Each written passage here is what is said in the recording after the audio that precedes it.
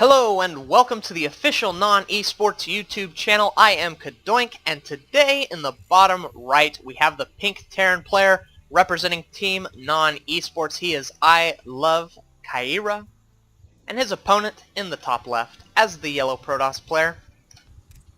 He is his opponent in this game on Ohana. He is bYskullux. I know it says BYS, but he's representing Team BDB, which is the band, it's German, but I put it into Google Translate and it says it stands for League of German Brothers. So this is game number 2 in the best of 3 between Skullux and Chiara in a clan wars that NoN-eSports did with Team BDB. Very excited to be casting this for you today. Game number 1 was incredibly exciting with a sneaky 7-gate from Skullux, which I thought, wow, 1 bunker, there's no way Chiara can hold this. He's going to need 2 or 3, and even with that, it's going to be tough. But with Skullux kind of leaving his zealots in the back, and Chiara using some excellent medevac micro and SUVs to block things, and just kind of having a lot of Marines and having stim and combat shield and all these excellent things, he was able to hold it off very convincingly, and then just push his opponent and crush him. So if Chiara wins game number 2, then he will win this series, and I think that will be a point for Team NoN-eSports, which is very exciting. I believe that you can get 5 points total. I think there are 4 best of 3s and then a 2v2. I think that's how the format goes. I'm not entirely sure. And in the end, I think it's kind of like a best of 9 or something, and first to 5 points wins. I'll post a link in the description showing how we did and the games we played. I'm going to try to cast as many of this clan war as possible, but I probably won't be able to get to all of them. So we have Chiara doing the same thing as he did in game number 1. He's putting up this depot, which I talked about the benefits of that and the little bit of the downfalls. But the one difference between game number 1 is that he got this gas geyser up a lot earlier. In game number 1, he skipped the gas completely, did the usual 1 racks expand into 3-gate and then putting on the double refinery. In this game, looks like he got a, I want to say a 13 gas, but it could very well be a 15 gas. It looks more like a 13 gas, to be honest. So very much different styles, and this is exactly what I was talking about before in game number 1. Because he put this depot down, the probe wasn't able to get up into the main and see this, and exactly, we have a factory coming down. So he's definitely going to be doing some one-base aggression. So in game number 1, Skullux saw the supply depot and he thought, well, you know what, most of the time Terran players expand off of it. You know, he's trying to trick me into thinking he might be doing some one-base aggression, but more likely than not, he's going to be expanding and trying to play a safer macro-oriented game. And so Skullux just put down a Nexus and then actually put on aggression himself. And so the interesting thing is that he sees this, he reads it as the same build, and he's going to be taking a Nexus once again. And this is going to be a lot more risky because Chiara is going to be doing a Hellion drop. And Hellion drops are so strong, because what happens is you get 4 Hellions into a medevac, and you run up into the main, and you can kill so many probes. So many probes. And then even though the Protoss player is on 2 base,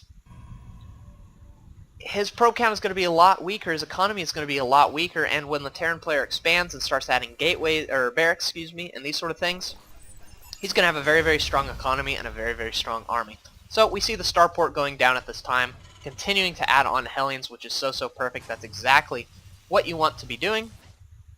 And then he's just going to run a medevac up here, drop the 4 Hellions in, and there's not going to be that much to defend. He's so happy to see these 2 gateways come up at the time that they're coming up.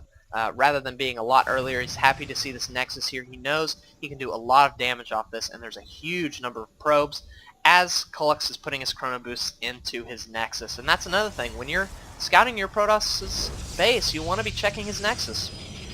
Where are the chrono boosts going? If they're going into the Nexus, he's building more probes. He's going to be a lot more economical and a lot less defended. So excited to see this Hellion drop. The robotics facility going down, which is also a big deal because he's going to have Warp Gate finished, which he already does have Warp Gate finished, so he can warp in things very quickly. And if he had gone 4-gate, he would be able to warp in 4 things at once to deal with this Hellion aggression. Those are Marines, of course. But with a robotics facility, he won't be able to build anything instantly to deal with this. Now, at the same time, Kyra is sending in a huge clump of Marines, which this clump of Marines might be a little bit of a tell that there's more of a one-base aggression going on. And what they're going to do is they're going to feign a lot of force fields in the front and just prevent any kind of scouting of this medevac. And then he's going to force the Protoss' army to stay here at the ramp, because if the Protoss army decides to go deal with the Hellion harassment, the Marines will just run up and kill probes there. So here we go. The Marines moving forward, trying to deal with this little bit of army, and at the same time the drop is going into the main three Hellions. How many probes will they kill? It looks like only one right now. Probes running up into a line. He's killed, oh, actually 5 probes killed in total right now. 6. Oh man, 7, 8. This is so big. The Hellions just doing massive amounts of damage. So many probes going down. 9 in total. And yeah, the Marine Army looks like it was picked off.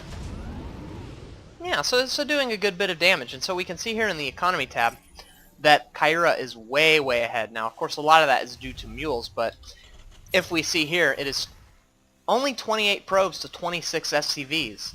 And Kyra is only on 1 base, whereas his opponent is on 2. So that bit of aggression killed 11 probes, did a lot of damage. And Kullux is going to have to continue to put chrono boosts into his Nexi, excuse me, so that he can continue to catch up to his Terran opponent. But if you look here, we have something interesting going on. Instead of transitioning into a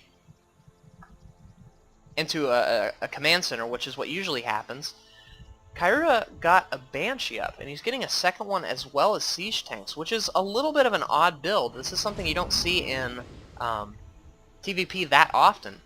He's getting up his siege tanks. The siege tanks do not have siege mode, and I think that's because he's a little bit hard-pressed on...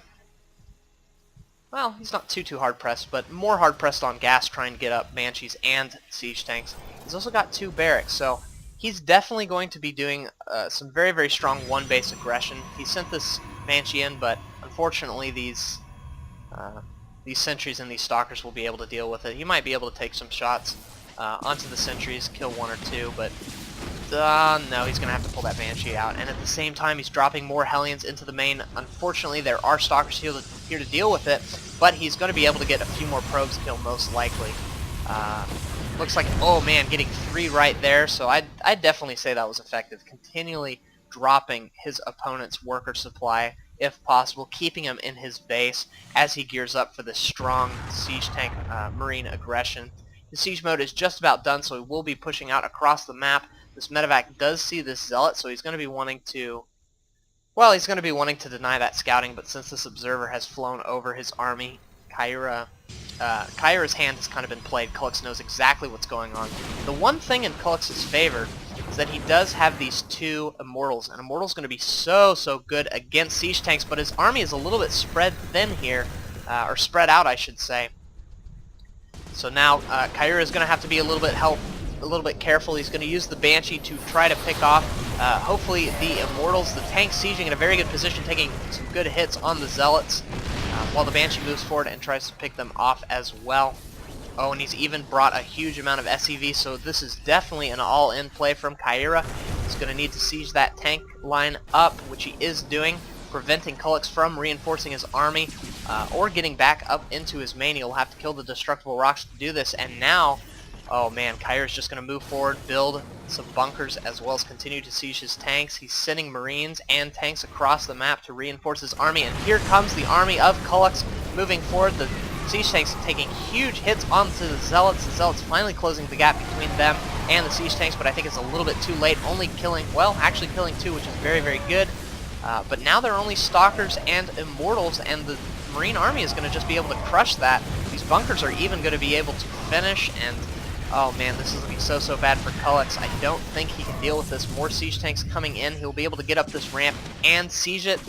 These tanks, these Marines are going to kill these Zealots super easily, as well as the probes. The siege tanks, oh man, nice pickup by the medevac while the siege tank does splash damage to the probes. That's one thing that a lot of Terran players don't do. They keep their siege tanks in the back and the Marines in the front, and the siege tanks actually do damage to your own Marines. And And so it's very, very nice to see him pick up like that. And the force field in the ramp actually kind of harming CadoinkStudios a little bit. This natural is definitely going to go down. And now the Marine Army is going to go up and just destroy the base of CadoinkStudios. I don't think he can really do anything at this point. More siege tanks are streaming across the map. Bunkers are continuing to be built. A great position for this tank, and he is going to power down this gateway. And he's going to try to power down these 3 as well, so no more reinforcements. More and more bunkers just creeping forward. I just love to see this play, completely different from game number 1. And this looks like the final attack from CadoinkStudios. He's sending all of his probes in. Probes kind of getting in the way of the Zealots. Marines just absolutely crushing everything. He was able to get 1 siege tank down, but a 2nd siege tank just now sieging up at the ramp, and this Banshee is going to prove very, very effective as well. So CadoinkStudios losing game number 2. Congratulations to Kyra. So much was going on in that game. It was hard to keep track of everything. You just were so aggressive, continually building bunkers, continually sieging tanks, and using the Banshees to pick off certain units. Just incredible aggression, one base play. I absolutely loved it. So congratulations, Kyra. You won your best of 3, and you got Team NoN-eSports a point. Hopefully we can get 4 more and win this clan match. Of course the games are over, so if you'd like to see the results, you can click on the link in the bottom and it should take you to the results of our clan match against BDB. If not, just continue watching replays. I will try to put up all of them, or a good bit of them, and then the last one I'll say, you know, how we did in total. So anyway, thanks for watching this, and I'll see you guys in the next series.